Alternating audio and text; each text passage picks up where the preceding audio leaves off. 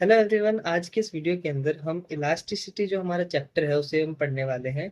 और ये जो लेक्चर है वो बीएससी सेमेस्टर 1 के लिए भी काफ़ी हेल्पफुल है। ठीक है, so let's start this chapter. First of all हमारे पास इसमें जो पॉइंट आता है वो आता है रिजिड बॉडी। रिजिड बॉडी क्या होती है? रिजिड बॉडी एक ऐसी बॉडी होती है जिसके अंदर, फॉर एग्जांपल, ये मैंने एक बॉडी बनाई, इसके अंदर जो बीच में जो पार्टिकल्स है ना, उनके बीच का जो डिस्टेंस है वो अनचेंज रहता है। मतलब वो ऐसा का ऐसा ही रहता है जब भी हम कोई एक्सटर्नल फोर्स इस पे लगाते हैं। तो हम पढ़ते हैं, सबसे पहले क्या लिखा हुआ है? Size, shape and volume remain unaffected when external या फिर deforming force applied. External force मतलब डिफॉर्मिंग फोर्स। ठीक है, तो हम एक्सटर्नल फोर्स जब कोई इस पे लगाते हैं तो इसकी जो साइज है, इसका जो शेप है और इसका वॉल्यूम है वो अनअफेक्टेड रहते हैं, मतलब चेंज नहीं होते हैं। तो इसे हम कहते हैं रिजिड बॉडी। और डिस्टेंस बिटवीन टू पार्टिकल्स जो होते हैं ना, वो अनअलर्टेड मतलब अनचेंज रहते हैं। जो दो डिस्टेंस, जो दो बॉडी के अंदर के जो पार्टिकल्स है ना, उनके बीच की जो डिस्टेंस है वो सेम रहती है। ये होती है रिजिड बॉडी। लेकिन परफेक्ट जो रिजिड बॉडी है ना, वो कभी एग्जिस्ट नहीं करती है रियल लाइफ में देखा जाए तो। ठीक है, बट ये इसकी डेफिनेशन है तो वो हमें देखनी थी। नेक्स्ट हमारे पास आता है elasticity. Like what is elasticity? Elasticity, it is the property of material body to recover its original state or condition on removal of external forces. जब भी कोई बॉडी, फॉर एग्जांपल मैं एक पेन लेता हूँ, ये मेरे पास एक पेन है। अब मैं इसके ऊपर जो एक्सटर्नल फोर्स लगाता हूँ, मैं ये जो कैप है इसके ऊपर मैं एक्सटर्नल फोर्स लगा रहा हूँ इसे चेंज करने के लिए, ये मैं एक्सटर्नल फोर्स लगा रहा हूँ। लेकिन जब मैं इसे छोड़ देता हूँ, जब मैं एक्सटर्नल फोर्स हटा देता हूँ, तो ये अपनी ओरिजिनल जो पोजीशन थी उसके अंदर आ गया। ठीक है, ये मैंने एक्सटर्नल फोर्स लगाया, ये मैंने छोड़ते ही वापस ओरिजिनल पोजीशन में आ गया। तो ओरिजिनल पोजीशन में वापस आने की ये जो प्रॉपर्टी है ना, इसे हम कहते हैं इलास्टिसिटी। मतलब ये इस कैप की जो है इलास्टिसिटी प्रॉपर्टी है। ठीक है, नेक्स्ट हमारे पास क्या आता है? That is perfectly elastic. Perfectly elastic, ठीक है।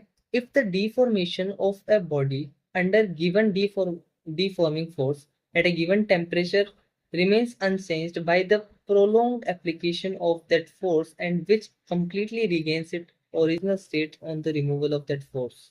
मतलब if the deformation of body under A given deforming force at given temperature, मतलब किसी कांस्टेंट टेम्परेचर की बात कर रहा है, उसके ऊपर जब हम डिफॉर्मिंग किसी बॉडी का डिफॉर्मेशन हम करते हैं, मतलब उसकी जो सेज जो साइज है या शेप है उसे हम चेंज करने की कोशिश करते हैं, तो बहुत लॉन्ग टाइम तक हम उसके ऊपर जब ये बहुत लॉन्ग टाइम तक हम डिफॉर्मिंग फोर्स उसके ऊपर लगा रहे होंगे, बहुत टाइम तक हम लगाएंगे, एंड उसके बाद में जब हम उसे हटाते हैं ना, तब ये फिर से अपनी ओरिजिनल स्टेट के अंदर आ जाता है जब जैसे हम फोर्स हटाते हैं। तो इसे हम बोलते हैं परफेक्टली इलास्टिक। इसे हम क्या कहेंगे guys? This is called as perfectly elastic. ठीक है, और ऐसा ही हमारे पास आता है हाँ, तो ऐसे ही हमारे पास में आता है परफेक्टली प्लास्टिक। परफेक्टली प्लास्टिक क्या होता है? The body remains deform and shows no tendency to recover its original condition on the removal of deforming force. ठीक है, मतलब ये है कि जब हम किसी बॉडी को, फॉर एग्जांपल मैं इस पेन के ऊपर एक्सटर्नल फोर्स लगा के यहाँ से तोड़ देता हूँ, मतलब काफी ज्यादा एक्सटर्नल फोर्स लगाता हूँ और ये ब्रेक हो जाएगा। तो ये जो ब्रेक होने की प्रॉपर्टी है ना, इसे हम बोलते हैं प्लास्टिक प्रॉपर्टी। ठीक है, ये प्लास्टिक प्रॉपर्टी है इसकी। अगर मैं इसे तोड़ दूं, वैसे मैं नहीं तोड़ूंगा, बहुत महंगा पेन है ये, महंगा आता है शायद। हाँ, तो क्या था? हाँ, तो ओरिजिनल कंडीशन के अंदर जो है वो वापस नहीं आ सकता। ठीक है, इसे हम बोलते हैं परफेक्टली प्लास्टिक बॉडी। ठीक है, तो ये परफेक्टली प्लास्टिक होगा, बट परफेक्ट तो आई थिंक एग्जिस्ट। ठीक है, नेक्स्ट हमारे पास एक नोट आता है, काफी इंपॉर्टेंट नोट ही मतलब है, इंपॉर्टेंट है। क्या है कि perfectly elastic perfectly plastic body doesn't exist in nature. मतलब परफेक्टली, मैंने कहा था ना, परफेक्टली इलास्टिक और परफेक्ट प्लास्टिक जो बॉडी है ना, वो एग्जिस्ट नहीं करती है। लेकिन ऑलमोस्ट ऑलमोस्ट जो परफेक्टली इलास्टिक होती है वो होती है क्वार्ट्ज फाइबर। बहुत अच्छे नोट्स है ये गाइस, मैंने बुक पढ़ पढ़ के नोट्स बनाए हैं। ठीक है, परफेक्टली इलास्टिक जो बॉडी है, ऑलमोस्ट ऑलमोस्ट परफेक्टली इलास्टिक जो है वो है क्वार्ट्ज फाइबर। और ऑलमोस्ट परफेक्टली प्लास्टिक जो है वो ऑर्डिनरी पुट्टी। पुट्टी को आपने पता है, जैसे भी हम मतलब पुट्टी को लगाते हैं वो उसी शेप के अंदर फिर जाता है। ठीक है, जो हम ब्रेक करेंगे वो टूट जाता है। ठीक है, तो वही चीजें ऑलमोस्ट चीजें हैं, परफेक्ट जो है वो एग्जिस्ट नहीं करता है। ठीक है, नेक्स्ट हम चलते हैं key points on material properties, key points on material property, material properties की कुछ की पॉइंट्स है। We primarily study the materials that are homogeneous and isotropic. मतलब हम जो इसमें स्टडी करते हैं ना, वो मेजरली हम उन चीजों उनकी स्टडी करते हैं जो कि होमोजीनियस होते हैं एंड आइसोट्रोपिक होते हैं। होमोजीनियस मतलब मटेरियल जो है वो यूनिफॉर्म है, पूरा मटेरियल जो है मतलब the material is uniform, the same composition through out, मतलब पूरी बॉडी के अंदर जो कंपोजिशन है वो सेम हो रखा है। ठीक है, तो उसे तो हम बोलते हैं होमोजीनियस। और आइसोट्रोपिक क्या होता है? Isotropic properties like elasticity are same in all direction, मतलब बॉडी के हर डायरेक्शन के अंदर जो इलास्टिसिटी जैसी प्रॉपर्टी है वो सेम रहती हो, तो उसे हम बोलते हैं आइसोट्रोपिक। ठीक है, almost all fluids liquid and gases are isotropic, not all solids are isotropic. लगभग जो मतलब ऑलमोस्ट सारे जितने भी हमारे पास में लिक्विड या गैसेस होते हैं, मतलब फ्लूइड्स जिन्हें हम कहते हैं, वो आइसोट्रोपिक होते हैं, लेकिन हर एक सॉलिड आइसोट्रोपिक हो ये कंपलसरी नहीं है। नेक्स्ट आता है एनिसोट्रोपिक मटेरियल्स। ये ना एक्सेप्शन होते हैं एनिसोट्रोपिक। एनिसोट्रोपिक मटेरियल्स क्या है ये? Materials like wood and crystals are anisotropic, मतलब non isotropic. Anisotropic means non isotropic.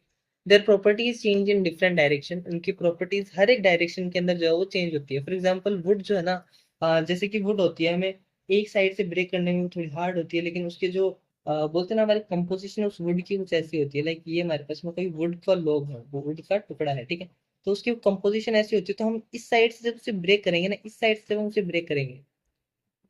दूसरा कलर लेके अच्छे समझाता हूँ। अगर हम इसे इस साइड से हम इसे ब्रेक करते हैं तो ये इजीली ब्रेक हो जाएगा, लेकिन जब हम इसे ऐसे ब्रेक करने की कोशिश करेंगे तो ये नहीं होगा, बिकॉज इसका कंपोजिशन कुछ इस मतलब लाइंस के अंदर इस तरफ से है, तो इस तरफ से इजीली ब्रेक हो जाता है। ठीक है, सो ये जो प्रॉपर्टी है ना, इसे हम क्या कहते हैं? That is called as anisotropic property. इसका प्रोनाउंसिएशन आप देख लेना, बाकी मैं एनिसोट्रोपिक बोल रहा हूँ, एनिसोट्रोपिक एनिसोट्रोपिक। ठीक है, example wood is easier to the break with the grain that across it. ठीक है, metals when in the shape of wires metals when in the shape of wire or rod are generally treated as isotropic when studied। जब हम किसी metal को जब हम किसी metal को वायर या रोड की साइज के अंदर लेके और उसके ऊपर जब हम स्टडी करते हैं ना, तो उसे हम आइसोट्रोपिक की तरह ट्रीट करते हैं। ठीक है, this simplifies the study even if their other properties are not perfectly isotropic. मतलब ये जो है ना, मतलब सीधी सी बात है कि हमें जो स्टडी करने में ना काफी हेल्प करता है, चाहे उसकी अदर प्रॉपर्टीज जो है वो चाहे परफेक्टली आइसोट्रोपिक हो या ना हो। नेक्स्ट जो हमारे पास है वो है load. What is load? Load भाई, ठीक है, लोड क्या होता है? Composition of forces acting on a body whose net effort net effect is to deform the body, i.e. to change the form or dimension। Combination of forces to a body, for example कोई body है, एक body हमारे पास होती है, तो उसके ऊपर कई सारे फोर्सेस लग रहे होते हैं। हमने पढ़ा था ना, नॉर्मल लग रहा होता है, उसके ऊपर ग्रेविटेशन का वो फोर्स लग रहा होता है। ठीक है, तो वो सब फोर्सेस उसके ऊपर लग रहे होते हैं, whose net effect is to deform the body, i.e. to change its form or dimension। अच्छा, तो वो तो हमारे पास हो गए वो नॉर्मल फोर्सेस, लेकिन उसके ऊपर जब हम और फोर्स लगाते हैं ना, जब हम और उसके ऊपर फोर्स लगाएंगे तो उसकी जो साइज शेप जो है ना, उसके मतलब वो डिफॉर्म होगा, वो चेंज होगा, उसकी शेप चेंज होगी, उसकी साइज चेंज होगी। ठीक है, तो वो जो हम फोर्स लगा रहे हैं उसे हम लोड कहते हैं। ठीक है, तो उस टाइम पे जितने भी कॉम्बिनेशन ऑफ फोर्सेस है नेट, जिससे इफेक्ट देखने को मिलता है, तो उसे हम लोड कहते हैं। ठीक है, स्ट्रेस हमारे पास आता है भाई, स्ट्रेस, पढ़ाई वाला स्ट्रेस, वो अलग चीज, वो भी वही है, वैसे समझने की कोशिश करना। Like when a body is in natural state it is in equilibrium. कोई भी बॉडी है नेचुरल स्टेट में है, वो इक्विलिब्रियम के अंदर होती है। लाइक ग्रेविटेशन से नॉर्मल फोर्स कट कैंसिल हो जाता है, हमने पढ़ा था ना, वो इक्विलिब्रियम में होती है। ठीक है, नेक्स्ट, इफ द एक्सटर्नल और डीफॉर्मिंग फोर्स इज अप्लाइड, जब हम कोई एक्सटर्नल फोर्स अप्लाई करते हैं, the bodies particles get slightly displaced, उस बॉडी के अंदर जो पार्टिकल्स हैं वो स्लाइटली डिस्प्लेस हो जाते हैं, तभी तो उसकी शेप चेंज हो जाती है, वैसे उसकी साइज चेंज होती है। ठीक है, this causes internal forces inside the body to oppose the deformation. हाँ, तो ये आई चीज। ठीक है, अब जब मैं इस पेन को डिफॉर्म कर रहा हूँ या कुछ बॉक्स होगा तो एनीवेज, चलो ठीक है, ये पेन है, मैं इसे डिफॉर्म करने की कोशिश कर रहा हूँ, अब मैं फोर्स इस तरफ लगा रहा हूँ। ठीक है, अब इसके अंदर ये जो कैप है ना, ये मतलब अंदर की तरफ जो पार्टिकल्स है वो मेरे फोर्स के अपोजिट डायरेक्शन में फोर्स लगा रहे हैं, तभी तो वो वापस अपनी ओरिजिनल स्टेट में आ जाता है। तो वापस जो अपनी ओरिजिनल मतलब जो अंदर के पार्टिकल्स है वो ओरिजिनल शेप के अंदर लाने की कोशिश कर रहे हैं, तो वो जो इंटरनल जो फोर्स लग रहा है ना उसे हम बोलते हैं स्ट्रेस। ठीक है। Forces inside the body to oppose the deformation, deformation को अपोज करता है। ठीक है। These internal forces try to bring the body back to original shape. ये जो इंटरनल फोर्सेस होते हैं ना, ये बॉडी को ओरिजिनल शेप में लाने का ट्राई करते हैं उसे। ठीक है। नेक्स्ट है, if the forces is too much beyond the elastic limit the body gets permanently deformed. अगर मैं ये फोर्स अगर ज्यादा इस पे लगा दूं, मैं ये ढक्कन तोड़ नहीं सकता, लेकिन बता देता हूँ, जैसे इसके ऊपर अगर मैं इस लिमिट से, मतलब इसकी जो इलास्टिक लिमिट है उससे ज्यादा मैं अगर इसके ऊपर, इलास्टिक लिमिट क्या होती है ये भी हम पढ़ेंगे। ठीक है। लेकिन अभी के लिए समझो कोई लिमिट है, अब उस लिमिट से आगे तक अगर मैं कर दूंगा तो इसके अंदर परमानेंट डिफॉर्मेशन हो जाएगा। ठीक है। In this condition body is said to be under stress. इस कंडीशन में बॉडी को अंडर स्ट्रेस कहते हैं। स्ट्रेस क्या होता है? It is a force upon area. ठीक है।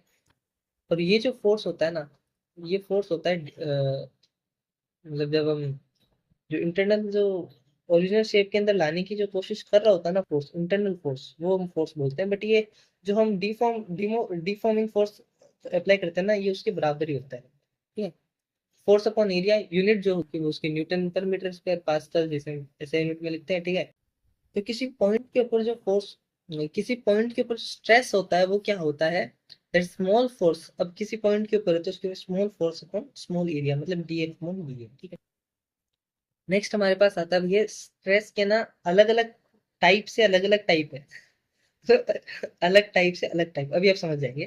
फॉर एग्जांपल स्ट्रेस के दो टाइप, तो पहले टाइप से अगर हम इसके दो टाइप देखें तो स्ट्रेस का पहला टाइप होता है नॉर्मल स्ट्रेस और दूसरा होता है टेंजेंशनल स्ट्रेस, या फिर उसे हम शेयरिंग स्ट्रेस भी बोलते हैं। नॉर्मल स्ट्रेस क्या होता है? Forces act perpendicular to surface, मतलब किसी बॉडी के जो परपेंडिकुलर, मतलब बॉडी की सरफेस की परपेंडिकुलर जो फोर्स होता है उसे हम नॉर्मल कहते हैं, नॉर्मल स्ट्रेस कहते हैं। प्लस इज लेंथ और वॉल्यूम चेंज, इससे ना लेंथ या फिर वॉल्यूम चेंज जो है वो होती है। अब टेंजेंशनल या फिर शेयरिंग स्ट्रेस होता है, वो क्या होता है? Force act along the surface. ये जो फोर्स है ना वो अलोंग द सरफेस होता है। लाइक ये हमारे पास में कोई बॉडी है, इसके परपेंडिकुलर कोई फोर्स अप्लाई हो रहा है। ठीक है। तो यहाँ पे क्या होगा? फॉर एग्जाम्पल ये हटाओ यार, ये इधर हमने फोर्स लगाया तो इसकी जो लेंथ है ना उसके अंदर क्या आएगा? अभी चेंज आएगा। ये धीरे धीरे इसकी लेंथ है वो बढ़ जाएगी। ठीक है। इसके अंदर या फिर इसके वॉल्यूम में चेंज आएगा, लाइक दिस। अब यहाँ पे जो टेंजेंशनल या फिर शेयरिंग स्ट्रेस होता है वो क्या करता है? Forces act along the surface causes shape change. For example ये हमारे पास में कोई है, इसके अलोंग सरफेस ऐसे हमने फोर्स अप्लाई किया तो इसकी जो शेप है वो कुछ ऐसे चेंज हो जाएगी। ठीक है। और ये क्या है? ये फिक्स्ड है। इस तरह हमने फोर्स लगाया तो ये जो इसकी जो शेप है ना वो चेंज हो जाएगी। ठीक। अब स्ट्रेस का दूसरे टाइप से भी दो टाइप है। इट इज द बेस्ड, हाँ, it's based on effect. Effect के बेसिस पे स्ट्रेस के दो टाइप्स है। पहला है टेंसाइल स्ट्रेस, दूसरा है कंप्रेसिव। मतलब बॉडी को जब स्ट्रेच किया जा रहा है उसकी लेंथ में इंक्रीमेंट हो रहा है तो उसे हम कहते हैं टेंसाइल स्ट्रेस। और जब हम उसकी लेंथ के अंदर डिक्रीमेंट कर रहे हैं, मतलब सिर्फ बॉडी को हम कंप्रेस कर रहे हैं, लेंथ में डिक्रीज होगा, बॉडी को हम कंप्रेस कर रहे हैं तो उसे हम कंप्रेसिव स्ट्रेस बोलते हैं। यूनिट्स की लिखी हुई सीरीज के अंदर dyne by centimetre square, question और न्यूमेरिकल्स में काम आती है काफी। Pounds by feet square. ठीक है। ऐसा यूनिट में तो न्यूटन पर मीटर स्क्वायर होगा, ये इसका डायमेंशनल फॉर्मूला है। ठीक है। अब आता है स्ट्रेन। स्ट्रेन क्या होता है? It is a change in shape upon size. It is change in shape upon size. No no no no no, ये अपॉन नहीं है भाई, और इट इज और भाई, or it is change in shape or size of a body due to stress. मतलब stress की वजह से किसी बॉडी के अंदर उसकी जो किसी बॉडी की शेप या फिर उसकी साइज के अंदर क्या चेंज आया उसे हम कहते हैं strain. It is ratio of change to original dimension, मतलब जो ओरिजिनल डायमेंशन है ना उससे कितना चेंज हुआ है वो हमारे पास में स्ट्रेन होता है। लाइक स्ट्रेन का एक फॉर्मूला यहाँ लिखा है मैंने, strain equals to change upon original. मतलब कितना चेंज हुआ अपॉन ओरिजिनल, मतलब इन दोनों का रेशियो है ये, ओरिजिनल क्या था और कितना चेंज हुआ। अब it is dimensionless and has no unit, ठीक है। डायमेंशन लेस है। अब देखो स्ट्रेन की तीन टाइप है, लीनियर, लीनियर मतलब लेंथ चेंज। अब मानो डेल्टा एल, ये कोई चेंज हुई लेंथ के अंदर और ओरिजिनल लेंथ है एल, तो भैया ये लेंथ है, इसकी डायमेंशन क्या होगी, मीटर, मीटर मान लेते हैं मीटर। और नीचे जो लेंथ है ये भी मीटर, तो भैया मीटर से metre cancel, it means it is a dimensionless quantity, इसकी कोई यूनिट नहीं होती, ठीक है। वॉल्यूमेट्रिक है तो भैया ऊपर हम डेल्टा भी रखेंगे, change in volume upon original volume था वो, तो इसकी भी dimension less. Sharing, shape angle changes, sharing के अंदर क्या होता है कि शेप या फिर जो एंगल होता है वो चेंज होता है। शेयरिंग स्ट्रेस, इसका हम आगे और पढ़ेंगे अच्छे से, इसके अंदर एंगल जो हो रहा है वो चेंज हो रहा होता है। फॉर एग्जाम्पल अभी मैंने बनाया था, चलो इसका हम आगे पढ़ लेंगे डिटेल के अंदर, ठीक है। नेक्स्ट हमारे पास आता है भाई हुक्स लॉ। हुक्स लॉ बहुत सुना होगा आपने इसके बारे में ना। हुक्स लॉ क्या है भाई, हुक्स लॉ है, it states that stress is proportional to strain as long as the strain is small. मतलब स्ट्रेन, स्ट्रेन मैंने क्या बताया था कि जो बॉडी है उसके अंदर चेंज, लाइक उसके शेप या फिर उसके साइज के अंदर चेंज, ठीक है, वो अगर कम हुआ तो स्ट्रेस जो हम फोर्स उस पर, जो हम फोर्स उस पर अप्लाई कर रहे हैं और उसमें जो चेंज आ रहा है वो दोनों प्रोपोर्शनल होंगे, ठीक है। When you stretch or compress a material, the amount it deforms or strain, कितना डिफॉर्म हो रहा है स्ट्रेन होता है, is directly proportional to the force stress applied, मतलब जितना आपने फोर्स लगाया है वो और बॉडी कितना डिफॉर्म हुई वो दोनों प्रोपोर्शनल हो रहे हैं, provided the strain is not too large, strain जो है ज्यादा लार्ज नहीं होना चाहिए, ठीक है। मॉड्यूलस ऑफ इलास्टिसिटी, भैया हम इन दोनों के रेशियो को ही जो हम क्या कहते हैं, मॉड्यूलस ऑफ इलास्टिसिटी करते हैं। फॉर एग्जांपल अभी देखो मैं बताता हूँ, stress is directly proportional to strain, हमने बताया ना। अब आपको पता है प्रोपोर्शनलिटी जब हटता है तो कांस्टेंट आ जाता है, तो यहाँ पे जो आएगा वो क्या आएगा, स्ट्रेस इक्वल्स टू, यहाँ पे जो हम कांस्टेंट जो लेके आते हैं ना, जो स्ट्रेन के साथ आएगा, वो होता है मॉड्यूलस ऑफ इलास्टिसिटी, ठीक है। तो मॉड्यूलस ऑफ इलास्टिसिटी क्या हो जाएगा, that is stress upon strain, ये हो जाएगा मॉड्यूलस ऑफ इलास्टिसिटी। अब मॉड्यूलस ऑफ इलास्टिसिटी क्या होता है वो भी हम देख लेते हैं। इट टेल्स हाउ स्टिफ और इलास्टिक a मटेरियल इज, मतलब ये मटेरियल की इलास्टिक प्रॉपर्टी को बताता है कि भैया वो कितना, भाई हमने कहा इलास्टिक है, कितना इलास्टिक है, रेशियो से पता लगता है, that is called modulus of elasticity. Next हमारे पास आता है, it is constant for each material and tells you how much stress is need to produce a certain strain. मतलब ये जो वैल्यू है वो हमें ये बता रही होती है कि कुछ सर्टेन स्ट्रेन के लिए, सर्टेन चेंज के लिए हमें कितना स्ट्रेस, कितना फोर्स हमें अप्लाई करना पड़ेगा, कितना जो है फोर्स रिक्वायर्ड होगा, कितना नीडेड होगा। तो ये है ना, एक मटेरियल जो होता है उसके लिए कांस्टेंट होता है।